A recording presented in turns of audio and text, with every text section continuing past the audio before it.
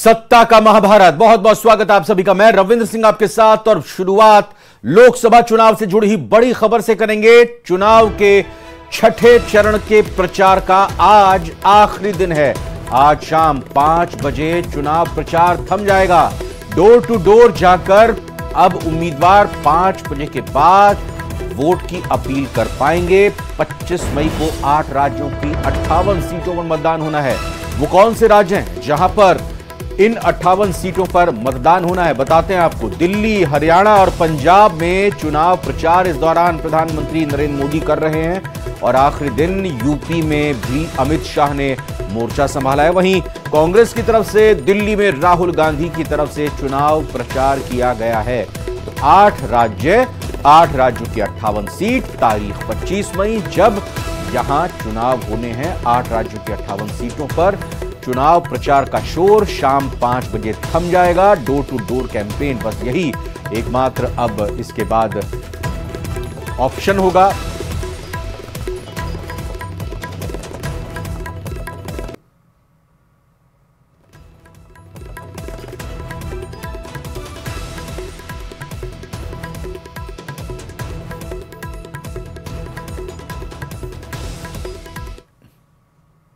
बंगाल में सियासी संग्राम जारी है। मुस्लिम आरक्षण पर सियासी संग्राम छिड़ा हुआ है। ममता बनर्जी के बयान के बाद सियासी पारा हाई है। बीजेपी ने कोर्ट की अवमानना का आरोप लगाया है। शिवराज सिंह चौहान ने टीएमसी पर बड़ा हमला बोला है। उन्होंने कहा तुष्टीकरण को टीएमसी की खुराक पानी बताया। उन्होंने कहा कि ममता ने कोलकाता हाईकोर्ट का फैसला मानने से इनकार कर दिया है। बड़ी खबर, बड़ी जानकारी ये आपको बताते हुए, बंगाल में जिस तरह से सियासी संग्राम मुस्लिम आरक्षण को लेकर छिड़ा हुआ है, ममता बनर्जी के बयान के बाद सियासी पारा हाई हो चुका है। तुष्टीकरण ही कांग्रेस की, टीएमसी जैसी पार्टियों की खुराक और खाद पानी है। तुष्टीकरण के बिना ये पार्टियां एक दिन भी चल नहीं सकती। दिल्ली में 25 मई को वोट डाले जाने हैं, यानी छठे चरण में दिल्ली के सभी 7 लोकसभा सीटों के लिए वोटिंग होनी है। लेकिन इस बीच स्वाति मालीवाल पिटाई कांड की कहानी सीएम अरविंद केजरीवाल के लिए गले की फांस बनी हुई है।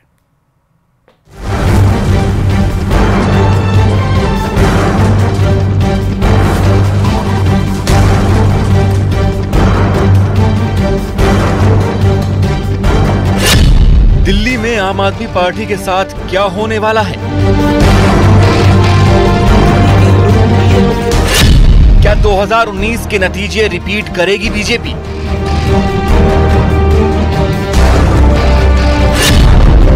क्या पिटाई कांड से असर पड़ने वाला है?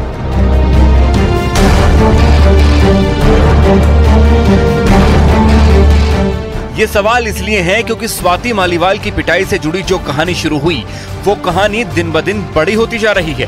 वो भी ठीक तब जब दिल्ली में चुनाव सिर पर है और सियासी पारा 7वें आसमान पर है। यही वजह है कि गुरुवार की सुबह अरविंद केजरीवाल के घर पार्टी के बड़े बड़े नेताओं का काफिला पहुंचने लगा। गोपाल राय, सौरभ भारद्वाज, संजय सिंह और आतिशी, एक एक करके सारे नेता अरविंद केजरीवाल के दिल्ली दरबार में पहुंच गए। इस देश के लोग, दिल्ली के लोग ये देख रहे हैं कि अरविंद केजरीवाल के प्रति प्रधानमंत्री की दुर्भावना और बदले की राजनीति को आज इस स्तर तक पहुंचा दिया है प्रधानमंत्री जी ने कि उनके बूढ़े मां बाप को भी नहीं बख्श रहे हैं। उनके बूढ़े और बीमार मां बाप को भी पुलिस के द्वारा प्रताड़ित करवा रहे हैं। पूरा देश, पूरी दिल्ली इस बात का जवाब देगी। पूरा देश, पूरी दिल्ली इस बात को देख रही है। अरविंद केजरीवाल के घर ये भीड़ उस वक्त जुटी है जब बीजेपी 7 सीटों पर 2019 का लोकसभा चुनाव रिपीट करना चाहती है। स्वाति मालीवाल को क्यों मारा गया केजरीवाल जी की उपस्थिति में? केजरीवाल जी क्यों स्वाति मालीवाल की असॉल्ट के संदर्भ में अब तक स्पष्ट रूप से बोले नहीं? केजरीवाल जी के सानिध्य में क्यों एक राज्यसभा सांसद पर असॉल्ट हुआ इत्यादि इन प्रश्नों का उत्तर अभी तक जनता को नहीं मिला है। लेकिन अरविंद केजरीवाल के लिए मुसीबत ये है कि पिटाई कांड के बाद से स्वाति मालीवाल ने बगावत के जो सुर बुलंद किए हैं वो जस के तस हैं। इस बीच दिल्ली गैंग रेप की शिकार निर्भया की मां भी स्वाति मालीवाल के समर्थन में आ गई। निर्भया की माताजी ने देश में इंसाफ की लंबी लड़ाई लड़ी है। जब मैं बच्चों के रेपिस्ट को सजा दिलाने के लिए अनशन कर रही थी तब भी उन्होंने मेरा साथ दिया था। आज उन्होंने मेरे समर्थन में ये वीडियो बनाई तो दिल बड़ा भावुक हुआ, पर कोई बड़ी बात नहीं। अब कुछ नेता मेरा समर्थन करने के लिए इन्हें भी बीजेपी एजेंट बता देंगे। बीजेपी भी लगातार इस मुद्दे पर अरविंद केजरीवाल को घेरती रही है।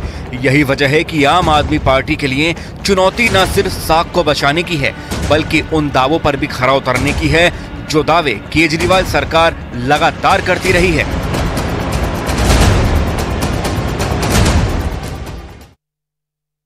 बिहार में जुटे बिहार के पूर्व डिप्टी सीएम तेजस्वी यादव और विकासशील इंसान पार्टी के अध्यक्ष मुकेश सहनी ने हेलीकॉप्टर में मछली और संतरा खाने के बाद अब केक काटते हुए वीडियो शेयर किया। आज तेजस्वी यादव और मुकेश सहनी 200वीं जनसभा करने जा रहे हैं, इसीलिए सहनी ने तेजस्वी को सरप्राइज दिया।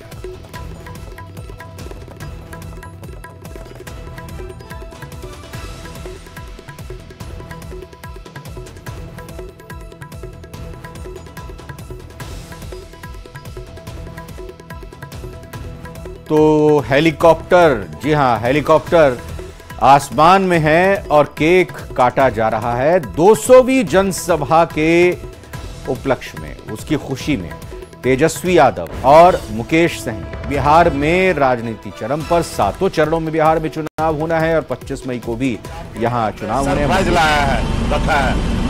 किस बात का कुछ है सरप्राइज? अरे कुछ बताइएगा तब तो। ये क्या है? ये आज केक है और हम लोगों का 200 सभा आज होना है तकरीबन, और आज 205 हो जाएगा पूरा करेंगे तो इसके लिए आज हम लोग चाह रहे हैं कि केक काटा जाए। आपका तो 200 हो चुका है, मेरा पहली बार ऐसा हो रहा है, डबल सेंचुरी हो रहा है। दिमाग में नहीं था कि 200 हो गया है। तो अभी 190 के आसपास हुआ है।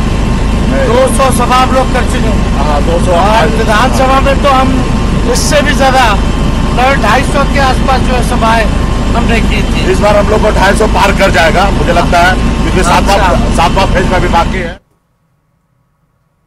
किए थे तो हनीमून मनाए थे हेलीकॉप्टर में ही, तो उनका तो यही है। माननीय तेजस्वी यादव जी, अरे मिर्ची तो बिहार की जनता ने आपके पिता को ऐसा लगाया कि आज सजायाफ्ता के रूप में चिन्हित हो गए। आप 2019 के लोकसभा चुनाव में भी मिर्ची लगा रहे थे।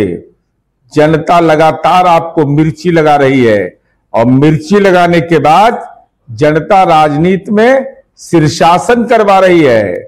इसलिए मिर्ची तो जनता आपको लगा रही है। केक खा रहे हैं, केक खाते रहिए, जनता टेक ऑफ कर गई है। जिस पर अमेरिका से बात पक्की हो चुकी है कि हमास के आगे इजराइल फेल हो गया है और अगर उसे गाजा में हमास को खत्म करना है तो अगले 3 साल तक उसे इसी तरह बमबारी करनी पड़ेगी। इस बात ने नेतन्याहू को बुरी तरह से अब फंसा दिया है।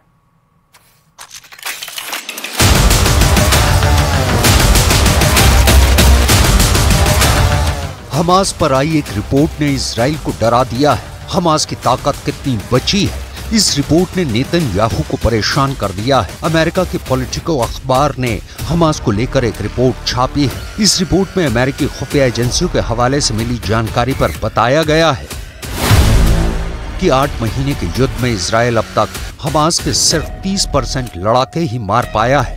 यानी रिपोर्ट में पहली बड़ी खबर यह है कि 70% हमास अभी भी बाकी है। 70% मतलब 2/3 हमास अब भी इजराइल से टक्कर ले रहा है। रिपोर्ट में दूसरी बड़ी खबर यह है कि इजराइल ने गाजा में हमास की सिर्फ 35% सुरंगों को तबाह किया है। यानी गाजा में हमास की 65% सुरंग अभी भी एक्टिव है। यानी 2/3 सुरंगों का इजराइल अब तक पता नहीं लगा पाया है। इस खबर से इजराइल में ऐसा पॉलिटिकल तहलका मचा है कि सब बेन्यामिन नेतन्याहू से पूछ रहे हैं कि क्या इजराइल हमास के खिलाफ युद्ध हार रहा है।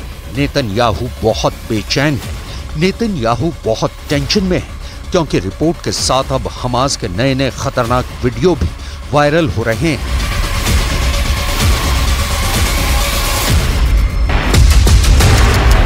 ये वीडियो बहुत गौर से देखिएगा, क्योंकि इसी वीडियो में इजराइल की ताकतवर सेना की पोल खुलती नजर आ रही है। ये गाजा के रफ़ा का इलाका है।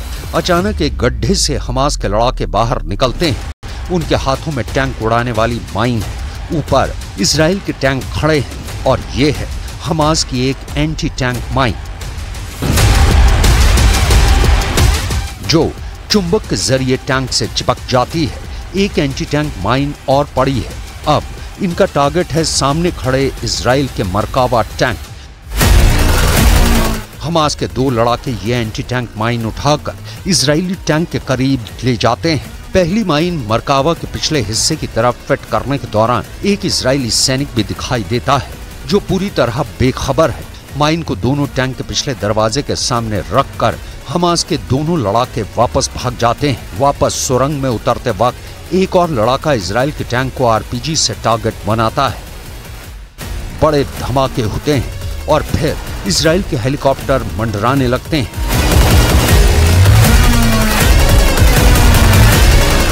गाजा की हर इमारत तबाह कर दी गई।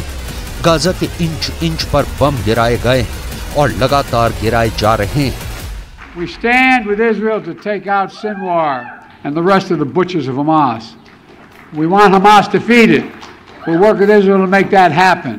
और आइए फटाफट अंदाज में देखते हैं इस वक्त की 20 खबरें।